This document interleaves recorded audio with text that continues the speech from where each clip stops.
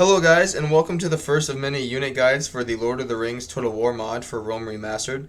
Now I will also be doing a sort of campaign overview for each faction as well, so don't forget to check out that video. But overall I just wanted to do two shorter videos rather than one long one. That way we could just separate the campaign from the battle and the units, so it's just easier for you guys to see things separately instead of everything just all clumped together. But without further ado, let's dive into today's faction, which is Rohan. And I do have things set up here, so you have like your infantry, your missile infantry, your light cavalry, heavy cav, and then missile cav, and then we have our monster unit here that you can get as Rohan.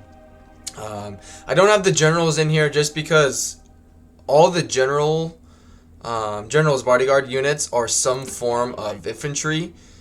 Or some form of unit, excuse me, that you can get in the roster. So you can get like the Medicilled Guards as a bodyguard unit, the Royal Guards of Rohan, and then the it's sort of a hybrid. There is the Arrow Red Chargers. Arrowmare is the only one that has that kind of special unit, but for the most part, all your general's bodyguards unit are some variation of the units you see here.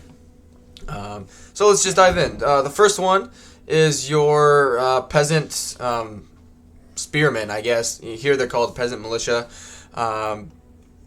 These guys are pretty rubbish. Even for like the high tier infantry here in the back, don't expect your infantry to really pull their weight, I guess you could say, in battles. If we look at their stats here, 2 attack, 20 morale, 8 defense. Like, these guys are just basically going to break or get killed by missiles here pretty much instantly. Do not expect the peasant militia to hold their own on the battlefield. However, they are a cheap unit to keep in your settlements, just to kind of keep the population happy, that sort of thing. So they think they're being protected, but I wouldn't recommend putting the peasant militia in your army. You'll just you're just basically wasting your time with them.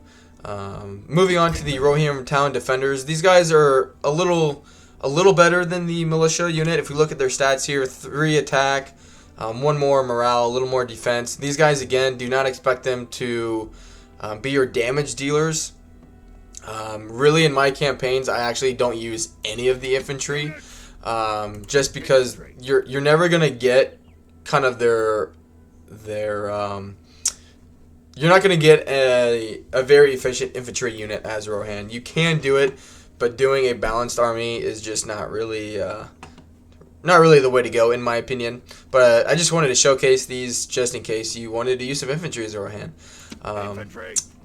Moving on, you have the Rohirrim Axemen. These are technically heavy infantry, by the description here. These guys are kind of your flankers. They're not going to hold the line. Their sole purpose is to flank. But the problem here is that these guys are better if we look at their stats. Their stats are much better than the previous 2 units.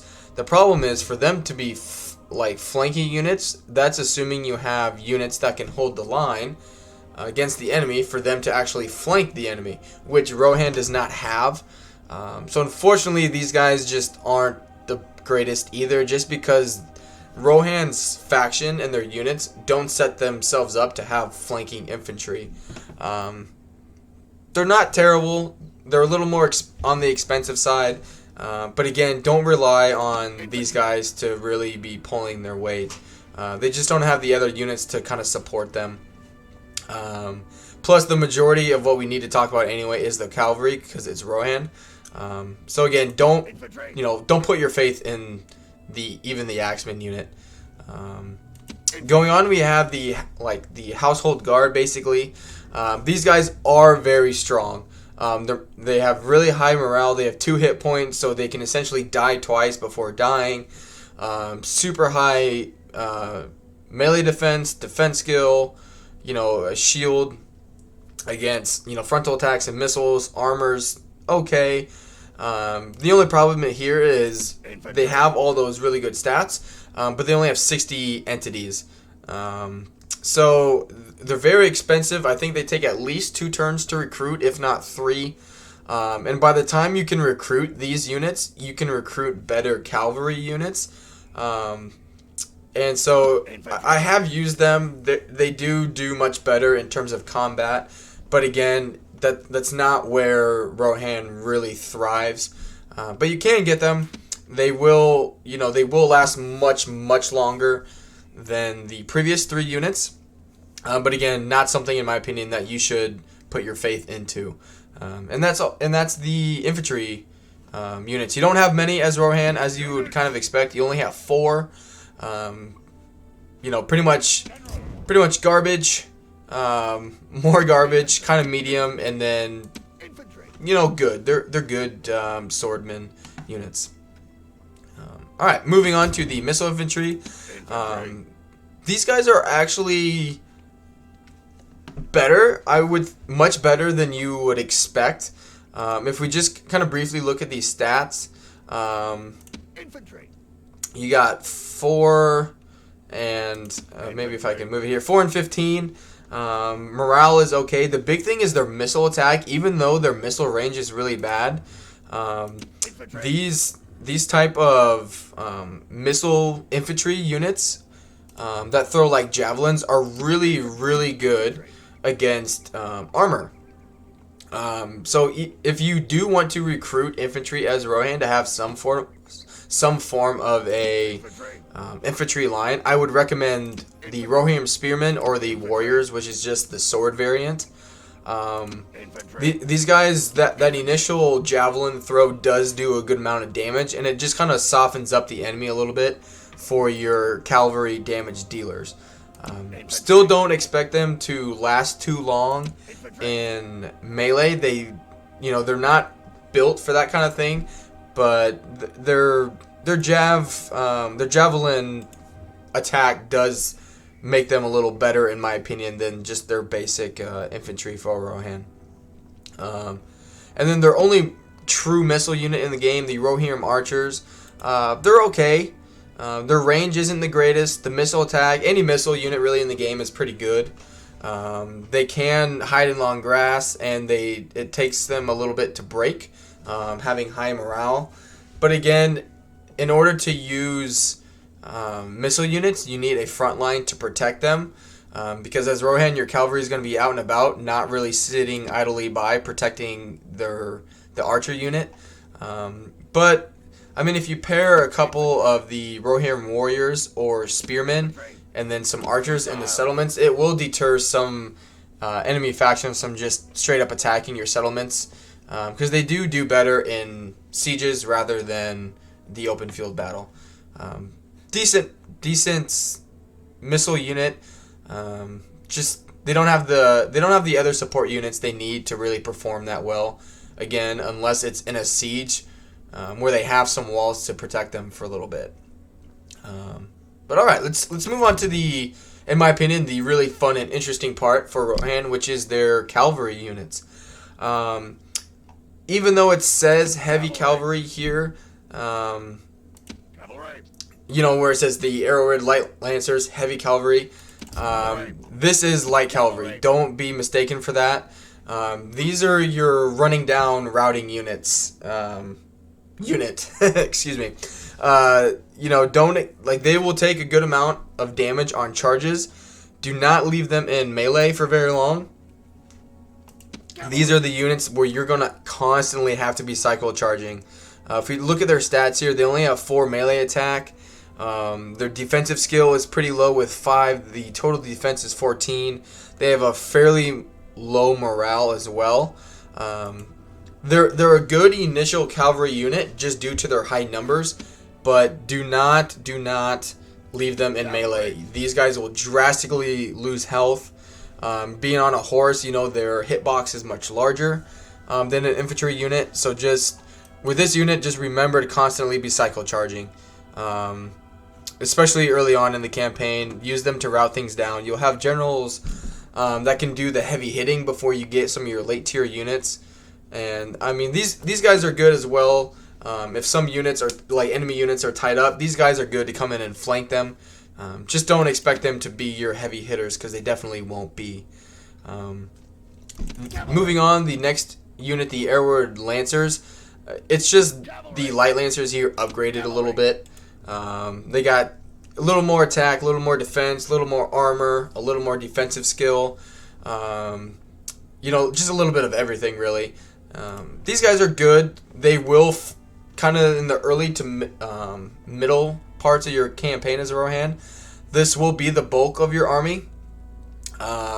They can hold their own a little better than the Light Lancers here, but again, don't expect them to charge once and then just leave them in combat. Definitely cycle charge. It's the mainstay of any cavalry unit, excuse me. But they will do better in prolonged melee, but still better to cycle charge, get them in and out. Now moving on to the really fun, quote, fun units, in my opinion, the heavy cavalry type units. So first you have the Helmingas of Rohan. These guys, stat-wise, look pretty good. 7 melee attack, more higher morale, more defense, defensive skill, that kind of thing. The only problem is they have a sword for their main weapon, which, in my experience, units that have spears, like even the light cavalry here, they just seem to pack a little more of a punch. These units, or this unit in general, in my opinion, is sort of like if you want to charge into a enemy unit and kind of just leave them there. They're just made for more hand-to-hand combat, even being on a horse. But again, don't forget about these guys. You can't just throw them in and completely forget about them. With any cavalry unit, you do need to cycle charge. And these guys, I just wish they had a spear just to kind of give them that initial lunge, because these guys basically just run into an enemy unit and then start fighting because they don't have that spear to kind of thrust into the enemy while they're charging. But that's okay. They're still a much higher tier, stronger melee unit. And you just, if you get them to group together really well, they do perform fairly well. But all right, let's move on to the Elite Lancers. Now, as you see, the initial tiers, you have a bunch of entities, and then as you go down the road, the entities get smaller. That's just to, offset the stats. Poor stats, more units. Better stats, fewer units, that kind of thing. Now, these elite Lancers, late in the game, this will be your bread and butter. They have really good, for a cav unit, they have really good melee defense, defensive skill, shield defense, charge bonus. These guys are going to be really hard to break. They got a spear unit, or a spear, as a weapon. These guys are going to break a lot of units. They're going to get a lot of kills for you, cycle charging. And it's just really fun to see these units do their worth. It's really, really cool. Highly recommend this unit. They are on the expensive side. However, they are definitely worth their pay grade. They'll give you what you expect in a heavy cav unit. They're really good shock unit. And any cav unit is good at running units down.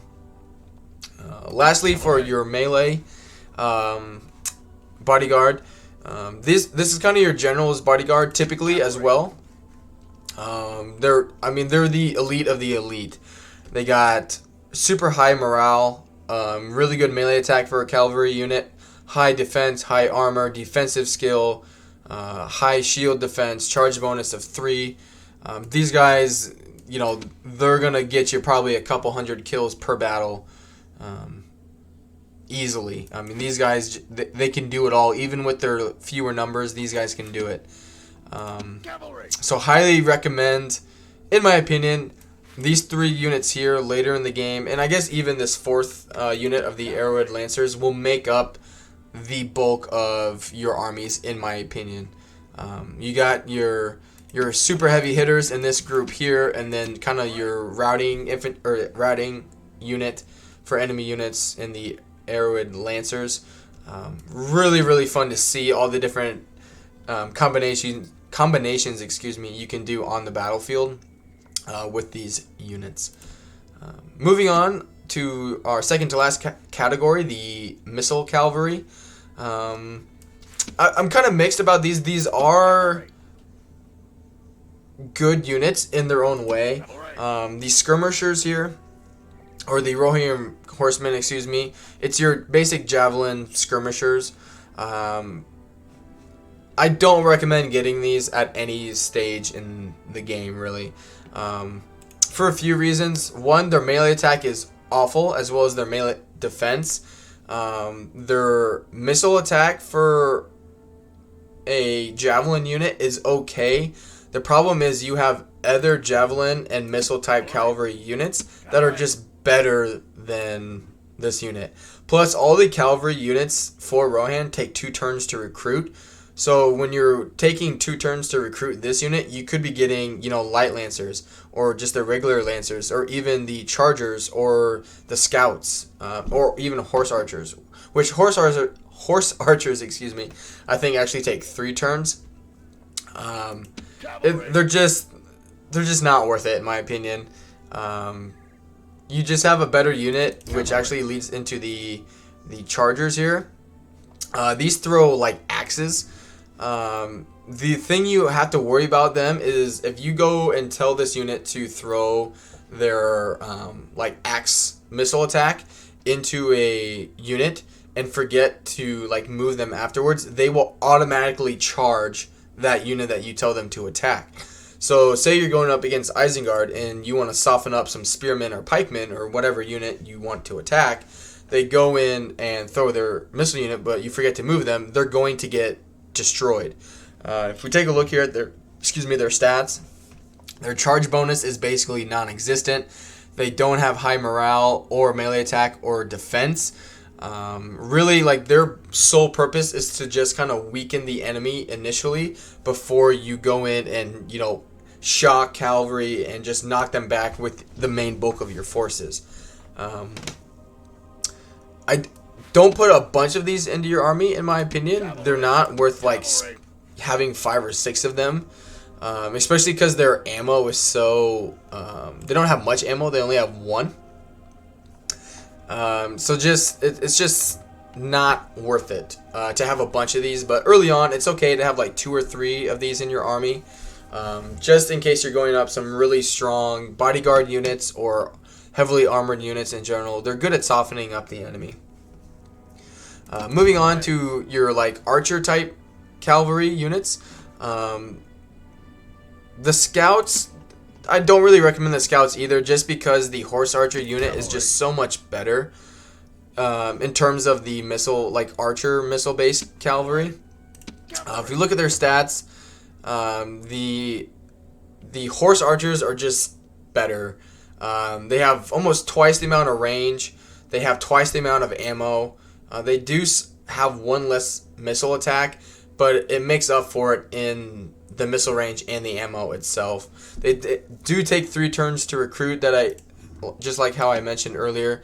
But if you want to have horse archers in your unit, this is the unit to go with. Don't worry about the scout unit. It's just not worth it, in my opinion. This will be your quote money maker for a missile type unit. And then lastly, you have the Ents.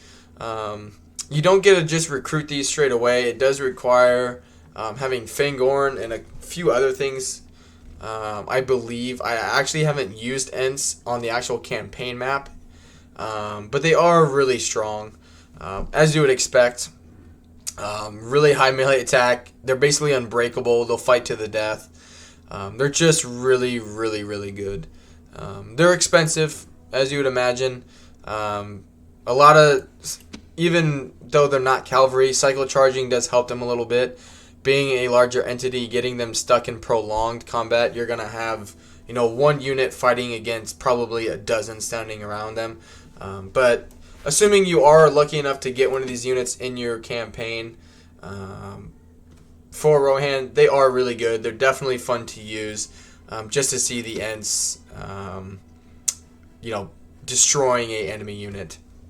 So, anyway, that is all of Rohan's units aside from their bodyguards. I hope you guys learned something a little bit, going from their infantry, their missile infantry, their light cav, heavy cavalry, and then finally their missile units and monster unit that they do get. Feel free to leave a comment if you liked the video, things you would like to see in future battle guide videos as well.